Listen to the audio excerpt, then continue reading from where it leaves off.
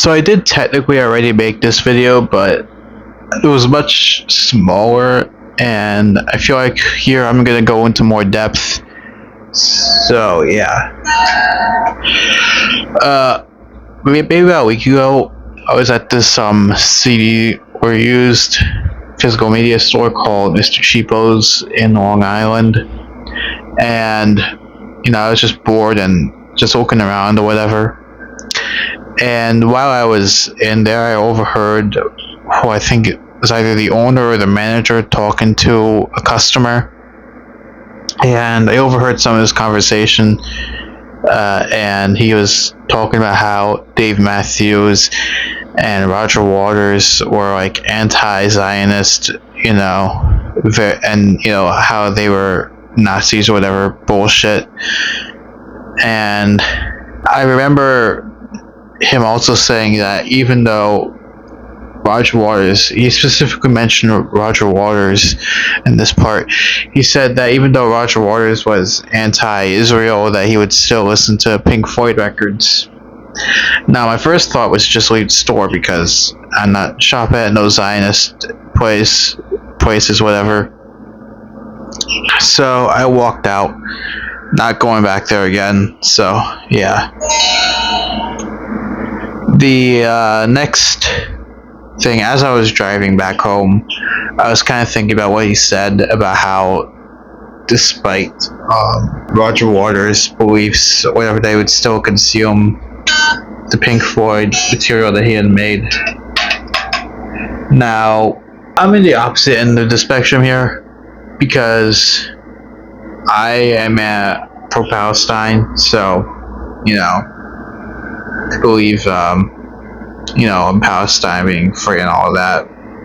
But that being said, I do have some pro-Israel artists in my CD collection. If you're wondering why I do, I just do. This is before I think I knew about their beliefs or whatever. Specifically, the artist that comes to mind the most to me is Gene Simmons, because I have a lot of Kiss records in my collection because I'm a big Kiss fan. And so of course I have plenty of Kiss CDs, shirts. I've seen them in concert a few times. So, I've seen them plenty and interacted with them a lot. So it tends to be a bit of a point of contention where it's like, do I really want to continue to be interested and involved with Kiss despite their beliefs? Because Kiss has gone right wing. If you don't know, they accepted an award from Trump at the Kennedy Center last year. I think right after Ace Frehley died. Ace Frehley was very much MAGA. So that was another disappointing thing because Ace Frehley, he influenced me to play guitar. He was the reason I started playing guitar, so that was disappointing. So yeah, I feel like that a lot. I feel like with a lot of artists, you can't really tend to be surprised by certain things that they do because, generally speaking, the artists tend to be disappointing with things. I think that's just how they are now. I feel like artists tend to be problematic, if we're being completely honest, or at least tend to be controversial in some way.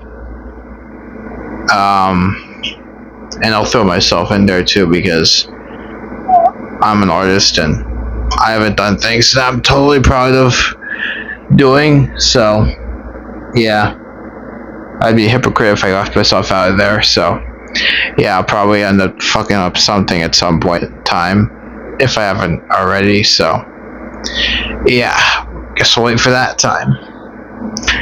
But anyway, like I said, plenty of art tends to be made by artists who we probably don't agree with a lot of the time, either based on the actions that they take or the things that they believe in, which I guess tends to be, or is, I don't know why I say tends to be, which is my next question.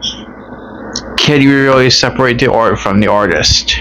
Now, I think when it comes to separating the art from the artist, I feel like it's a personal question more so than it is a universal thing where it's like how of whether or not you can and what the lines are where you can separate the art from the artist. I really think it is just like a personal thing that only you can decide. For me personally, it's whether or not the music is good. There's the A there, the little pinky finger. A, whether the music is good. B, how long have you listened or known about this artist. C, your connection to it. Oh, and D, how bad the thing that they did was. Unfortunately, see, usually it's pretty bad. Like, I got records from Led Zeppelin. I got all the Zeppelin records. I've got a few Aerosmith records. Got a ton of Kiss records. I got Biggie's albums, which Diddy produced. I have Aaliyah's first album, which R. Kelly produced. So it's not looking good for it's not looking good for me here. I've also got Peter Jackson's Lord of the Rings trilogy and Hobbit trilogy, and Peter Jackson is pro AI. So yeah. I also got Superman 4, the Quest for Peace. Not because of anything that anybody on that movie necessarily did. That movie is just terrible. So yeah. But I guess for me, at least, I feel like I tend to separate the art from the artist. I don't like to think about the artist and their personal choices when I'm consuming whatever art it is that they made. I feel like, the reason why I do that is because I feel like we tend to if we try to do that, we'll get nitpicky with everything that a certain artist has done. And like I said, it depends on what you think is absolutely terrible, and whatever connection that you have to the album. Like I said, Kiss, I grew up listening to Kiss. Ace Frehley is the reason I play guitar, so it's not very easy for me to just cut that off from my life, and it has such an important impact on me. Led Zeppelin, same thing. Jimmy Page is a pedo and did some terrible stuff, but at the same time, he influences me as a guitar player, or has influenced me as a guitar player, so I find it hard to just disconnect that part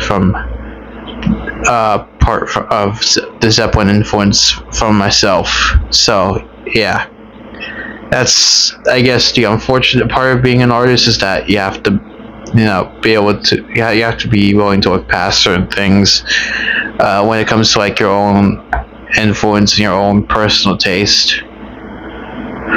Recently I bought some Wasp records. I made a previous video on this where I've specifically mentioned Wasp because Blackie Lawless, the singer, is a Trump supporter. He turned his concert in New York into a weird ass Trump rally. And in the case of Wasp, when I found that out, I stopped listening to Wasp for a very long time because I don't support Trump at all, and it was very weird, and Wasp didn't really have as much as influence on me compared to like other groups or whatever. But recently, a few months ago, it was my birthday, and I went to this other CD store out in Brooklyn, and I saw the first two Wasp records there, and I was just like, fuck it, and I bought them.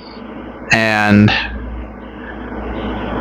I can't really explain totally why I decided now that it was fine for me to get into Wasp again, despite previously not being pleased with how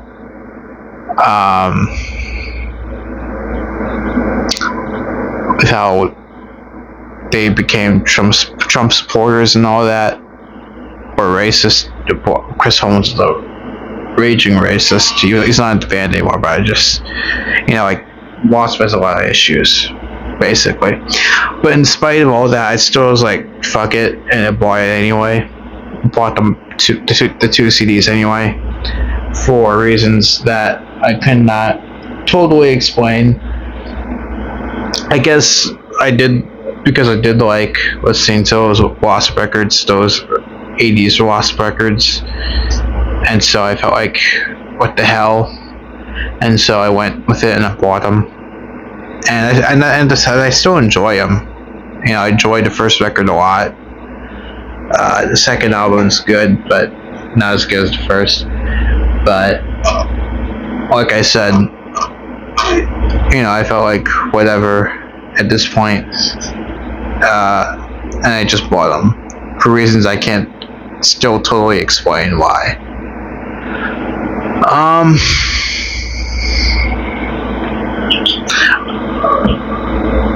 I know people are like very much like the idea of separating the art from the artist has changed. I think I feel like back before 2020, I think people were more comfortable with separating these kinds of things. But I think nowadays people are very much like, pretty much don't want to, I guess, admit to listening to these artists when they've done terrible things, especially people like Diddy or Chris Brown or R. Kelly. I guess because of everything that's happened with the Epstein list and all these other things, mostly the Epstein list, but basically, I think the idea of separating the art from the artist has changed. I think that because of how things have gone, the idea of separating the art from the artist seems kind of asinine, because the two things are inherently connected in some ways. But at the same time, I still feel like that those rules that I just mentioned, that I have for myself at least, still apply in some context. I guess what I'm saying is that I think the old rules still apply, where it's like, you only can know if you're comfortable enough to consume the art that someone made that has done something bad to terrible, or however you rank it. It's basically the thing that I came to when I was thinking about the whole idea of it. And yeah, that's basically how I've seen it. So I guess what it comes down to, I think even in spite of everything that's gone on, is whether or not you yourself are willing to look past these things, and in spite of whether or not people would judge you for it. If you enjoy it, then I think that's still the most important thing. But like I said, that really depends on you and what it is that you're going to look past, and what you're going to condemn, and what the connection is for you. So yeah, that's basically all I'm going to say on that. If you have any other opinions on that, you can leave it in the comments. Also subscribe, and yeah, that's basically all. That's all I'll say there. So yeah, see ya.